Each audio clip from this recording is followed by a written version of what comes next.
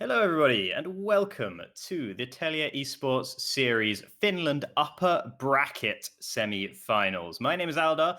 Joining me in the commentary box today will be Melvin Izzle, and we'll be commentating on behalf of SQ1, who are bringing you this English language production of the Telia Esports Series Finland. Now, we got a very, very big game today, possibly likely to be a precursor of the final, shall we say. Not certainly, because Blue Whites are still a good team. But today we have Team DeftFox up against Nyyrikki. Of course, last split back in spring, it was Nyyrikki that ended up on the top of all things, and DeftFox will be looking to even out that score.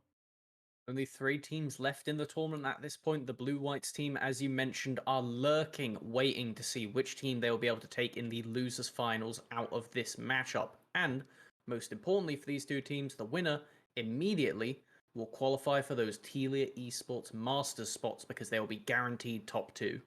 Absolutely. So the stakes could hardly be higher. I mean, even the final really kind of has lower stakes because at that point, both teams, well, it wouldn't actually have lower stakes, but it has different stakes because both teams, once they get to the grand final, both teams participating in that will already be qualified for Telia Masters. And that is a big prize for the teams and something they'll be very, very careful to try and get back into. And of course, I mentioned both of these teams made it to Telia Masters in the last split. And one of those teams has gone for a complete transformation. DeftFox looked totally different. Not a single member of that roster that made it to Telia Masters last time has been retained. Whereas Nyyrikki, who actually were very successful at Telia Masters, making it into the playoff stage, into the semi-finals in that event, they have maintained 3 of their 5 players from that split. And Nyyrikki, you look at them and go, well, you just changed a little bit of the furniture. You went for a slightly different art style with it, and the team still looks relatively similar with some upgrades across the board, they consider them to be. DeftFox, they just moved to a different house, frankly speaking. Everything just changed, but the most prevalent changes both of these teams made were in the past couple days, with Nyyrikki having a particular swap in that, I believe, jungle, with Flipper coming in to take the place of, try to remember who it was before. Sidates. Sidax, that was it. And then DeftFox has recently, we're going to say borrowed, permanently, the top laner of Realm, taking Veka up into that top side. However, they still have Paviboxy sat on the bench in case they want to change things up. Both of these players have only had between the region of 4 to 2 games with the team. That's not very much experience playing as a team, no matter how much scrim time you're getting.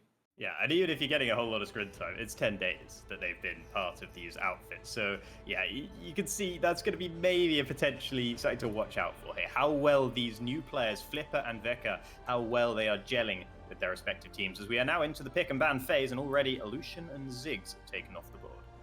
We are still on patch 11.4, so all those horrible nerfs we saw in the last patch to things like Viego, Gwen, Irelia are not present here, so keep your eyes out for all of those picks as we have Lucian, LeBlanc, and Ziggs banned, none of those aforementioned champions, so I'm starting to get a little bit sweaty, and it's not just because of the weather.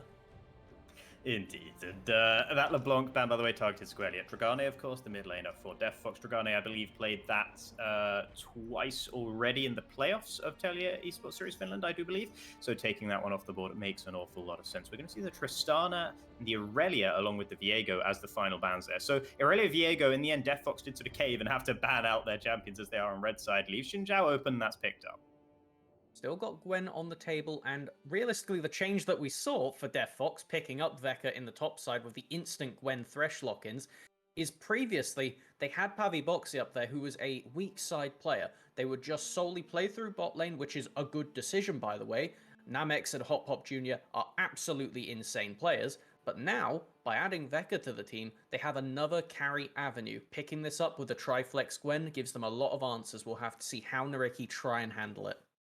Interesting response here to see the Aphelios being locked in response to seeing the Thresh already evidently wanting to deny DeftFox that, which has become the new sort of big hot bot lane, if you will. You know, people love to see the Thresh with the Aphelios alongside now. We're going to see them split up here, and Akali also locked in. I was expecting something like the Brom or the Nautilus potentially even to come out right there, because the reason that Aphelios isn't insta-picked every game is because you kind of need Thresh next to them to be at their best. And that's because Aphelios, very powerful champion, not very independent.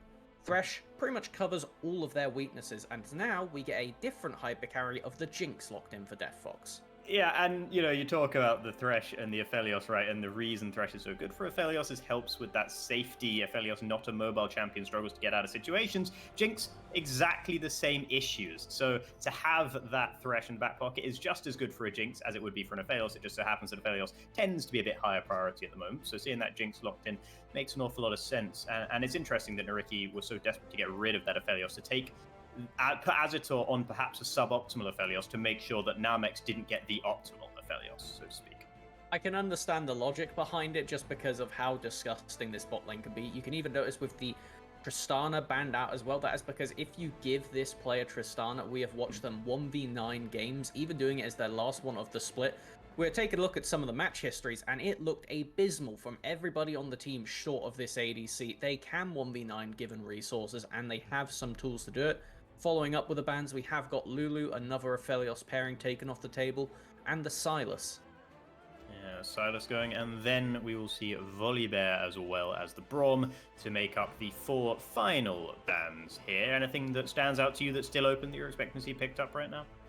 As far as what's still open, I'm looking at what kind of mages are on the table at the moment, because the mage items were still buffed on this patch.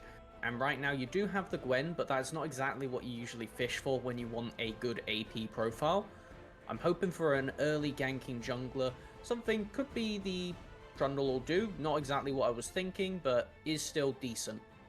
Trundle, interesting lock in there. So we'll see exactly what DeftFox have planned in that regard. And I wonder if Nyyrikki would have been expecting that one. I'd be surprised, and we'll see what their response is going to be now as they get to lock in their final 2 champions. They have the Xinjiao, the Akali, and the Aphelios. They'll definitely be needing a support, and most likely a top laner. I imagine we're going to see Akali going into Wazen's hands. Is going to be that Nautilus coming out when you don't get the option of any of these real trinity of defenders of the Brom Lulu Thresh. You have to opt for playing aggressive, which now means, by factor of that, the Akali is going to be left out to dry. Wazen is possibly going to be on this, is going to be the case like you said there, and we know they are a very competent player, but Gangplank makes sense for this kind of setup that you've got going. You want a weak side top laner, because now that you've got Aphelios plus Nautilus, they only go one direction. It is forward. Yeah, so we will see then whether that's going to be the right call for Nyyrikki here. And finally, we're going to see the Twisted Fate as the final lock-in. So Dragane is going to be having that one in the middle lane. And there we have it, our full team comps locked in. Is there anything here that's raising some alarm bells for you, Melvin? I think that Wazen is going to have a tough old time this game, mainly because they have really solid tools on the side of DeftFox for dealing with them. The Flay, not nerfed as of current, so is going to potentially be able to fish for 2 of those in a fight. But the most important thing is that Twisted Fate Ultimate. The Destiny reveals everything, including Akali and Shroud, meaning you cannot go for those shenanigans where you jump in the middle of everybody and you're just obnoxiously standing there throwing shurikens out, which means they're going to have a lot harder time. I do trust Wazen to be able to perform, but they are going to be having to perform at the maximum to get the value out of this pick this game. Yeah, Wazen is one of those players that likes to stand out, though. Wazen is a flair player. You can see it in the champion pool. It's Yasuo, Yone, Akali, all this sort of thing. Big moment sort of champions. And Wazen also one of the most successful players in the whole regular season in the Telia Esports Series Finland as well. One thing, actually, we did know doing a little bit of research about these mid laners, both of them average quite a lot of kills per game, but Wazen has a significantly higher KDA than Dragane. So both of them go just as aggressive as one another, but Wazen seems to have that ability to balance it a little better and to avoid death in those circumstances. And maybe Dragane being on this Twisted Fate, maybe that's going to be a bit of a sort of putting on the brakes a little bit as well in this middle lane. Definitely going to be a bit of a thorn in their side. It's just the curiosity for if they can play it. Both of these mid laners are very good. Every player in this game is very good. Let's not try and undermine anybody, as taking a look through all of the champions, there's a lot of clear weaknesses and strengths in most of these matchups. Which one do you want to hit on first? Well, why don't we talk about that bot lane then? Because we obviously see... who do you think's won out here? Because we have the Aphelios on one side, the Thresh on the other. Have Nyyrikki hamstrung their own bot lane here, or is the Aphelios Nautilus situation going to be all right? I think they have slightly left them out to dry right here, as it is going to be something that can still work, but it requires you to be giving them a lot of attention. And when you're against a team with a Twisted Fate, that is going to be rough. The Trundle pick is pretty much going to be a nuisance for everybody on the side of Nyyrikki, and the reason for that is because the pillar absolutely ruins Aphelios's day. Not only is the knock-up irritating, but the slow on the attack speed that is just free targeted means that it's really difficult for them to play out these kind of fights later on into the game, and avoiding ganks near impossible with a Trundle plus Thresh combo. And then as we now are on to Summoner's Rift, let's quickly talk about the top lane as well. Haven't had much of a time to discuss the matchup. The Gangplank for Petoska up against Veka's Gwen. How do you see that one playing out? Gwen, still an absolute monster on this patch. They can start E and they get a 40% speed attack speed steroid. So, you know what? I think I'm going to stop the point there because it's that insane. You just win every trade. They go the Ghost because your E is just a flash, effectively, on a 10-second minus cooldown. Ooh. As I like what Tregane is doing here. They are just denying vision, stopping them getting anything down further. They were fishing for potentially finding out which side Taika is starting on. Is it going to get that kind of info, though? And it will be both junglers starting on the top side, little to the knowledge of the opposition. Yeah, so we'll see then whether they're going to be just doing for their full clears, going all the way down to the bot side slowly, or whether we're going to see any more action a little bit earlier on. Of course, Xin Zhao, one of those champions that can provide some early action if you want it. Interesting to see on the bot side, it seems like there's a bit of an understanding there already from Azator and Abagnale that they cannot really step up quite so much as the DeftFox bot. It is one of those ones where you don't really want to fight until you have your jungler in range, but once they are, it is going to go in their favor provided they don't have an absolutely horrible setup at the start. Also going to throw it out there, another irritation that Nyyrikki have. I'm just going to keep chucking Trundle interactions at you now. As you see the Nautilus hook, you put a pillar in front of it. That's sad. That's a really sad situation to be in, because you don't get the aftershock, then you get Trundled, and you are just turned to paper. Yeah, I think sad is exactly the correct term for that as well. So congratulations on that. That does make it very, very clear to me what the issue is going to be there for sure. On the top side, it's interesting. Petoska actually getting a bit of a push in on Veka in these early levels. Of course, being able to throw a few parlays the direction of the Gwen. Makes sense. This Gangplank, since they have really come into their own for the past season and a half, I'd say, with the Grasp the Undying build, they're just so annoying to lane against. For anybody that isn't a ranged champion, they will be able to just get this kind of push into you, get the cheater recall, be able to buy whatever they want, possibly a cull. I don't know if they're at the Sheen window, we'll have to find out, because it will be cull picked up for them, but still, not insignificant for a champion that loves to ramp up in money throughout the game, especially with Divine Sundra as their primary item. We're now seeing DeftFox pushing in here on the bottom side. And Taiki is also in that sort of rough area, so is sort of affording some protection for the bot lane should they need it. However, doesn't actually happen to be necessary because Flipper is on the top side of the map instead, so both junglers will get their own Rift Scuttler as well. One Scuttle Crab apiece, so not getting double scuttled or anything like that.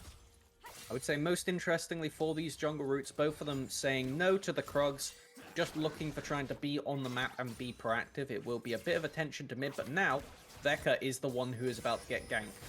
Yeah, Veka's going to be in trouble here. Jungler is topside, but nowhere near close enough. But the Ghost and the immunity. Ooh, Flipper actually turns it back in, but yeah, never going to happen there. Veka getting out of that one without too much difficulty. Very dire lane state, though. They need to TP back in and take a fight with Taika in range, because this wave can be frozen if Petoska goes for it. And this is why you see the instant TP. Watch for the fight. Flipper's recall hadn't completed. Flipper's still there in the bush. Veka teleporting straight into the situation. There's Taika as well in the fight. Flipper's going to be the one that's going lowest, but does manage to flash away. Forced through then by Taika to pick up the kill. Petoska just going to have to stay alive and be thankful for it. Nice response from DeftFox. Sorry, I just saw him smite the siege minion away, and that killed me a little bit. Oh my lord.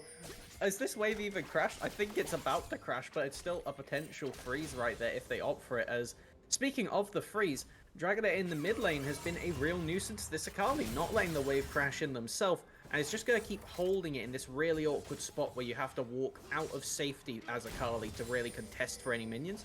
You haven't really got any visual representation of that in the CS scores as of current, but this is the best way to force a TP out of your laner, because if you do that, they effectively lose a minion wave's worth of XP while you get to keep everything. And as TF, you're pretty fond of it. And just quickly going back to that smite topside from Taika, maybe welcoming present, welcome to the team, Taveka. I'm gonna steal your siege minion and there's nothing you can do about it. And got the kill as well, to be fair. Flipper's now on the top side, so the fight might reignite. But however, here's a teleport advantage. You were just talking about it. Dragane was able to garner this teleport advantage, and now they're gonna be able to turn this into a 3v2, but Flipper is there to get the return kill. Nicely done. Good heads-up play from the Dane. Is going to manage to secure something before the Destiny, and we always talk about Twisted Fates based on how well they use their first ultimate. Dragonade didn't need to use the ultimate there, they still have it, and with this current bot lane state, I would not be completely surprised if after they come back to lane, they push out one minion wave and then look to ult bot. Looks like because Namex is alone though, they haven't been able to freeze that lane. Partly because Hot Pop Jr., as you saw right there, was covering the mid lane while Dragane was away. Main point I'm going to take from this is DeftFox playing really well as a team, frankly, especially considering how they've got kind of this hodgepodge of players from the start of the split. Everybody very well individually, but you can see right now the synergy is pretty damn promising. Yeah, let's not forget that in the regular season, these two teams have already faced each other twice. Both times, DeftFox came out on top until the very last week of competition. They were the only team to take down Nyyrikki. Now they're both looking to take down Abagnale as well, who can't hook away. Nice flash in there. I think that was Taika who actually got ahead. No, it was Hot Pop Jr., but the kill will go to the jungler. Level 6 now on the Trundle as well. And that's a really nice pickup again for DeftFox. And that was the Cannon Barrage expended for nothing realistically gained. You didn't actually save your support right there, so that is a lot of the global presence denied. Take a look at the TP cooldowns for Nyyrikki. Both of them off cooldown. They're not going to have it for anything that happens bot lane, which means that now Namex and Hot Pop Jr. can play as relentlessly as they want because they know as long as TF's on the map, we can get Destinied on and they cannot physically respond. Nyyrikki seem like they're going to try and find a response here, though, with Flipper lurking over the wall. That doesn't have flash up and available, just sneaking up to level 6 there. Taika also in the area. This could easily become a 4v3 unless Nyyrikki are careful, but they're going to blow up Hot Pop Jr. before that becomes a realistic threat. There is the Destiny Gate coming in the backside. Azatur will be able to root up there, but gets stunned by Dragane in return, and the kills are coming through. Namex just stays alive and takes down Flipper on the other side of the fight, and DeftFox still just keep winning out. He's going to be a net positive, and the best part for Dragonade here is the wave state mid. It's not even going to punish him. Look at where the minions are. They're just going to freeze in front of his tower and be left waiting for him. This is DeftFox coming in with all cylinders a go. So nicely played, as Wazen is just sat there on the Akali being like, hey guys, I can't actually help you right now. I don't come online for at least an item at this point because of those Akali early game nerfs, which I know they didn't really seem like nerfs seeing them in practice, but nonetheless, this is how the champion is meant to be, a big scaling force. I'll stop there as Hot Pop Jr. has made their way to top, but they are getting collapsed on by 3. Yeah, nice little citrus snack for Petoska, keeps them alive, and here come the rest of Nyyrikki. Abagnale, Flipper, can Abagnale find the hook? Just not close enough. Gwen immunity in the end is able to get Veka out to safety. Oh, such an oppressive ability right there. It makes them almost impossible to gank, and the fact that they have a Thresh with them in that moment in time really is just going to be the icing on the cake. Nyyrikki will, however, be able to secure this Rift Herald as it is only the Thresh in range to support, but actually, I'm going to take that back a moment as now Nyyrikki realizes, hey, we can't leave that quickly because they're about to collapse in return, and they definitely have more power with this Divine Sunderer Trundle at 9 minutes. It's the Divine Trundler heading into the topside river right now, and that was threatening enough for Nyyrikki to feel like they could not continue to go for the Rift Herald, and now you see Taika is starting up that objective themselves. We are going to see Petoska actually recalling on the top side. Cannon Barrage is about to be up and available, but you can see the fight's completely gone out of Nyyrikki here. They're just going to allow DeftFox to take this as well as the first dragon. One thing I would like to potentially see is a dive immediately onto Namex under this tower, because they can see Thresh is still mid. They have vision, or at very least knowledge on where all the players were, and they're looking for it right now. Namex actually backing off, so conscious of their danger. Ooh, really nicely done from Namex there to smell the rat, put the ward down, and then use the chompers as soon as they realized Abagnale was going to be coming over the wall. That Hex Flash really heads up stuff from the Swedish AD carry. And now you can see Azatur and Abagnale not going to be able to take advantage of that situation either.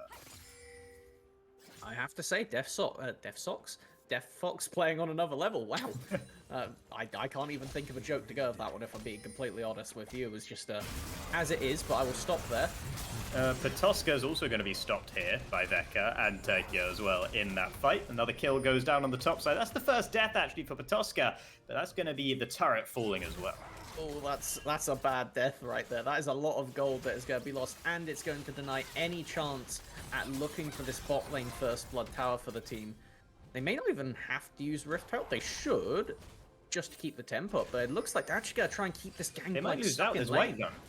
If Azatol goes for this, no, they're going to go for the fight instead. They're going to go onto Hop Hop Jr., picking up a free little kill there. Hop Hop just caught between the two turrets, and actually them committing to not using that Rift Herald might mean that Nyyrikki are able to challenge them for the first turret. It's very close, but no, it is going to be taken down by DeftFox in the end.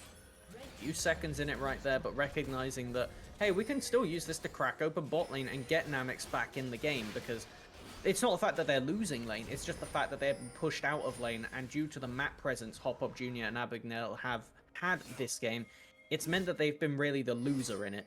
And this is one of the things that I was worried about when we were looking at this roster change, adding in Veka, is you have such a strong bot lane that you really have to get rid of the resources somewhere. There's a reason you have a weak side top when you have a strong side bot. It's because there's only so much gold in the game. There's only one jungler, two if you count the support, but they can only realistically cover certain parts of the map. As I like what DeftFox are going for here, though, they will be able to get the reward of 2 full towers. It may leave it on a smidge of HP, though. Oh, no. Oh, there we go. Okay, I thought it had bugged out for a second there, but it does take down the tower in the end. And really cool stuff, actually, from DeftFox not to use it top when they could have just slammed it, guaranteed that first turret, and moved on. Instead, they knew that they could try and take 2 turrets, and it did indeed work out for them. Heads up play now. Taika gonna need to keep the head in this situation as the fight has already started. Nabagnale has already been blown up. Flipper trying desperately to escape over the wall, and should just about be able to do so before the flash comes in from Hop Hop Jr. And the hook lands. Veka picking up another kill. Is going to be proving why they have this spot on the team right now. If you can play well enough and you can smash lane hard enough, then yes, you can play with multiple carries. But the one thing I will point out that you notice is because we have a Twisted Fate in the mid, and because we have a Trundle in the jungle, these are relatively low econ champions compared to the rest of them at very least. Trundle, when they have this much resources, yeah, they're just going to stat check anybody that's on the same rift as them. But Twisted Fate, just a stun bot, they're going for the Everfrost, and the fact that, as a team, they are willing to say, I will go on the back foot this game. Namix is saying, hey, I can play safe. I know when I'm about to be dived. Great instincts from them. Dragoday saying, okay, yeah, I'm a utility bot. I'm fine with that. I'll stun. You guys do the bopping.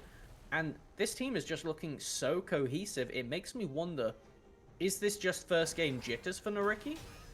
Is this something that they weren't ready for, the triple lane threat comp?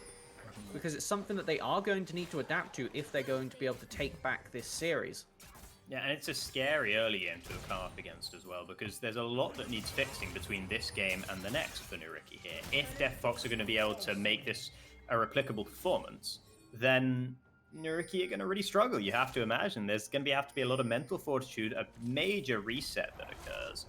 And the even worse thing for them is one thing we've identified throughout this season, the 2 victories that DeftFox got over Nyyrikki, those games looked nothing like one another. And this game, perhaps another different game still, a third one to add to the collection. So Nyyrikki don't even necessarily know what DeftFox beating them is going to look like, and that makes it very hard to play against. Right now, though, Hop Hop Jr. is getting taken very low, but the Infernum isn't quite enough. And now Flipper will find their way cut off and their life taken by Taika. Wazen comes into the fight for the first time this game, and a shutdown will come through courtesy of the Cannon Barrage. That's gone to Patoska, who's still in the top lane.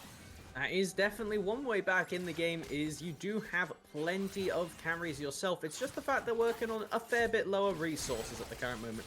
Wazen, we've watched them just dominate fights in the late game. You have squishy carries, so you do need to be careful. You cannot give this Akali resources. Aphelios, we've all seen 200 years for plenty of time, and frankly speaking, I'm not going to say that you really want a Gangplank fed either. So there are 3 equivalent windows, equivalent carries on Nyyrikki that can get back in this game and fully 1v9 themselves. So it is something that, despite the gold lead, despite the advantage, is something that we are mainly precificing that DeftFox have had Nyyrikki's number. It doesn't mean that those games were not close. The first one was a bit further off, but their most recent matchup was to a sliver of HP that won the game. Yeah, absolutely. And one thing we haven't seen much of in this game, apart from in that last fight just a tiny bit, is Wazen being involved in any of these brawls and any of these skirmishes. Got the assist in that fight, but that was basically a done deal, just securing a kill there, if anything else, with that teleport coming through. So we're yet to see Wazen really flex their muscles, and they have just been able to farm up calmly on their own, build themselves up some levels. They are now level 11. They were briefly the only player on the map who was level 11 before Dragane also leveled up. So could well be something that DeftFox are yet to come up against and might need to fear a little bit. I believe we are going to be heading into a little bit of a lull state. You still don't want to walk into this Trundle despite the overstep we saw from Taika a moment ago. They are a monster at the moment, and unless you do have them overextending that much, you probably don't want to take the fight.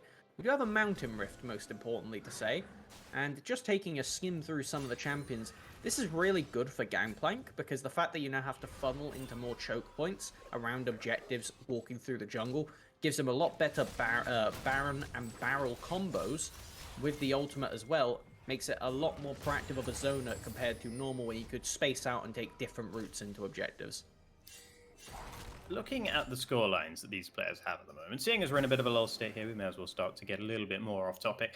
Looking at Flipper right now, it's 2-5-2, so there's a lot of involvement. Flipper has 100% kill participation in this game, but the 5 deaths are a major caveat to that. Flipper, of course, being the newest member of this roster, and a player who's had a really rough time of it over in PG Nationals, went there to the Italian Regional League and was on the bottom-placed team, I believe went 1-13. With that team in PG Nationals. So it's had a relatively rough time of it recently. You got to imagine the morale's not all that high. And going into this game and having these kind of struggles early game, dying 5 times at this stage of the game, not going to feel too great. There's going to be Flipper needs to sort of make sure they're going to be able to dig deep and go into a sort of mental fortitude well here. One thing that we can say for them is in the first series that they did play, also known as I'll hold there actually, Abagnale has literally nowhere to go apart from over the wall with the flash. Now Wazen straight into the fight as well, and this is all going to be begun. Cannon barrage has come through. Azator is there. Wazen's already ticking, and needs to desperately try and escape. Just about stays alive on the backside, and meanwhile Flipper has sacrificed their life once again. Return sniped there by Azator at least, so it's 1 kill to 1. But Wazen has to head back to base and does not have the teleport with which to try and start a fight over this dragon. Nyyrikki don't seem like they're done though. Petoska, Azator, Abagnale, 3 of them all in the area. 1 big barrel could make a big difference in this fight, and you can see the zoning afforded by the Crescendum turret there as well.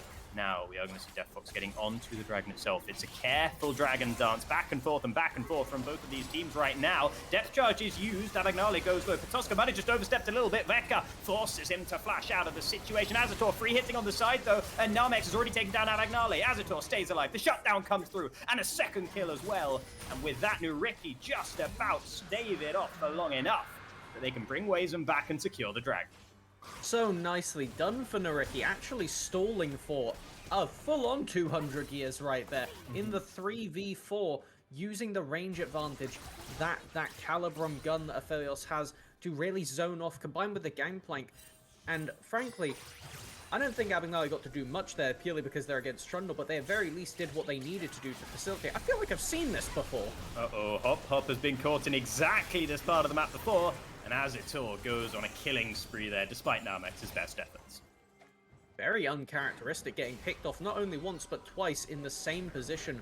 Not what you want to be seeing, especially when you're meant to be the one keeping Namex alive right here. It feels the other way around. As we take a look at how this replay starts, Abagnale just not allowed to play the video game, forced to flash, and Wazen gets a slightly big amount of damage off, not very much, is just killed by collateral on the side as they have to leave, barely escaping on a sliver. And in the fight, Flipper on the other end is just getting blown up, and you can see the power of these 2 guns Aphelios has. It just means that you cannot fight them, and this is his best fighting combo against long-range champions, because he can just chuck down a turret, and every time you walk up, you'll see it just ping at them, and it just means that you can keep these crescendum stacks going. Now, DeftFox, they start up, they keep the dragon weaving on and off, but the turrets are just too oppressive, and while it looks like Abagnale is getting chunked out here, they do manage to retreat just as they swap over to that Infernum, and it becomes massive comboed with the Gravitum. The CC paired with the barrel, instantly killing 2 people. Most importantly, the smite going down. It will be the dragon secured, and it does come out with Nyyrikki getting their first heads-up play of the game that goes massively in their favor. You know, earlier when you were talking about a certain sad interaction between Nautilus and Trundle, shall we say, that happened at least twice in that replay, by the way. I saw 2 occasions where it happened. There might have been a third that I didn't spot, but at least twice in that replay alone, Abagnale threw the hook and it went straight into that traffic cone. So, yeah, Abagnale probably feeling a little bit unhappy at the moment, but they only need to look at their AD carry scoreline and CS figure as well to maybe feel a little bit better. It does seem like this is... Both AD carries in this game are being really set up for success right now, though. Taking a little look at the gold, actually. Most surprisingly, there doesn't really seem to be a gap anywhere significant apart from mid and jungle, where there is a 1.5k and a 2k gold lead respectively over to DeftFox. And I will say, these are the facilitator champions. You remember earlier when we were saying there's only so many resources in the game? Playing triple threat requires people to give up on money, or for you to just absolutely stomp early? Well, somebody's got to give up, and it looks like it's going to be Nyyrikki. Oh, they're trying to get Azator to give up their life right now, but Azator's able to escape without too much difficulty. Red gun, white gun, that's not bad at all, particularly if they're in close range. Vecca, though, able to completely dominate the fight on that side of the Rift. Wazen trying to stay alive but gets snipped to death. And now Azator is still just about alive. It's a triple already for Vecca, but look how many crescendums there are. They all time out just before Azator can get the auto attack in. It's a quadra. Dragane's on the backside. He's going to stun up Azator, surely. This is going to be the pentakill for Vecca on the Gwen. Nice to meet you. I'll take your Scuttle Crab, but you can take a pentakill. So nicely done from Vecca, managing to weave on the side. This seamstress absolutely sowing a potential victory for the team right here off of that, turning a fight that looked pretty much doomed. Let's take a look at it from the beginning right here, as it starts with Taika and Dragonade just jumping in, instantly throwing up the stopwatch to keep themselves alive, but now it is just a split fight where the carries of Namex cannot actually get anything done. They get just headed off by the solo laners, but watch this damage from Gwen in a scrap. They have killed 3 people already, and they haven't even really been on the screen. And this is so beautiful, just jumping into the fog of war, getting the lantern to safely, and Hop Hop Jr. recovering for their mistakes earlier in the game, facilitating this pentakill, and not even... Oh, sorry, they did die at the end. Yeah. It's great that Vecca got a pentakill. I love to see a pentakill. That's and a big fantastic. shutdown. But I'm an AD carry.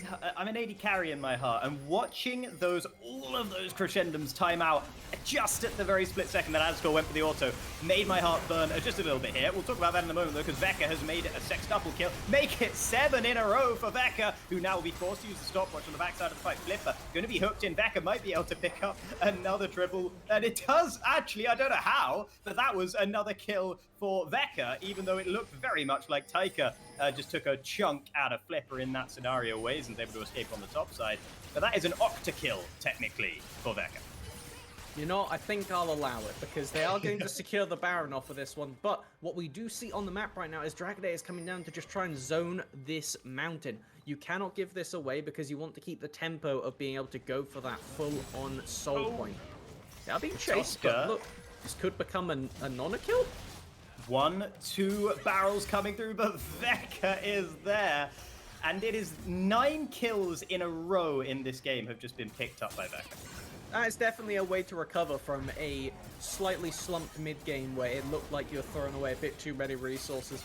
And considering this is not their typical playstyle, I'd like to give some credit to Dragonade here. They are 1-0 and 10, despite being the main facilitator for a lot of these engages with Taika. Has managed to go completely deathless. Very impressive. Be able to weave on the fight and min-max these gold cards. Even in that second to last replay we had of the pentakill, you saw them escape on the side and just appear from like the back corner and just get the sneaky yellow card to secure it. I hadn't tracked the fight well enough in all the excitement at the time, and I was so confused when I saw Dragane coming from the backside. Because I'd seen Quadricle come up, so I knew that there was only one member of Nyyrikki left alive. But where Dragane came from, I thought, that's got to be a Nyyrikki player, right? And it messed with me for a moment there. I was able to work it out in the end. 11 kills to 20 now is the current game state. 3 dragons to 1 in favor of DeftFox as well. They have a very handy gold lead, and they have an 11-2-3 Gwen in the form of Vecca. And this is a great way to renounce yourself to the team. Have a full-on Zhonya's ability to join the fight, though. Depth charger going straight onto Namex, but I'm not sure Namex needs to be the main target anymore. Azator is able to pick up that kill, and it did look like it was a shutdown coming through. The fight will now continue. Hotbob Jr. has been slain, but Vecca's there for yet another kill. 3 members on each team left alive, and they're going to be sieging up the inner turret in the middle lane. I would still say that's DeftFox trading down, though, because just looking at how it played out, you haven't actually got really anything with this Baron buff as of current. You got the Dragon that you were going to get anyway. They've opened up 1 turret, and with a minute remaining, you're always happy to take an even set of kills when the enemy has Baron, because it just mitigates the pressure. And you can see now, they've split the map, sending people to both side lanes. But frankly, the answers are there. There is a TP up for Wazen almost immediately after respawning. Patoska has their teleport.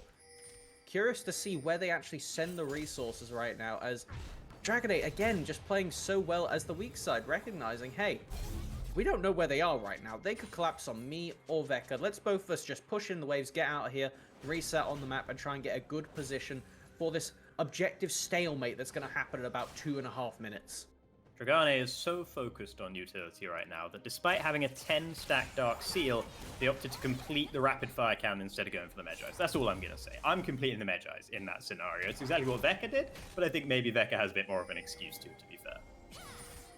I think they could afford to do both once they got the pentakill, if we're going to put it down to the semantics. So, taking a look right now, it is a pretty dire game state with a massive gold influx going over to this Gwen, 3k above the gangplank. Remember earlier when we were talking about that 2k gold lead in the mid-jungle? Well, now there's a bit more elsewhere, and it's exclusively on Vecca. It is a 8k gold advantage now for DeftFox, and you can see it in the itemization, as they are looking for Dragonite.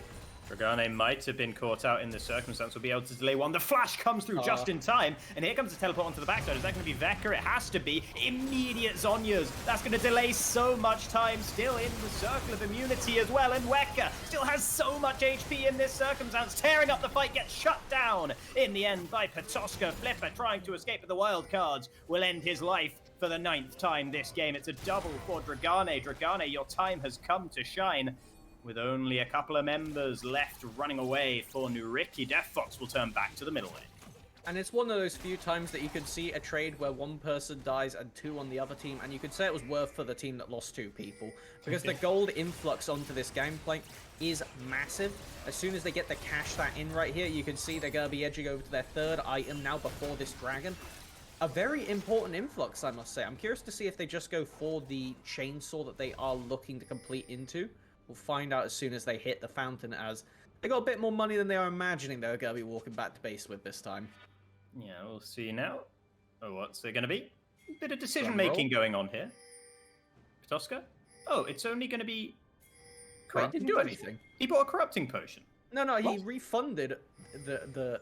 How much gold is he sat on? Can we take another look at that? He must be very close to an item completion in that case.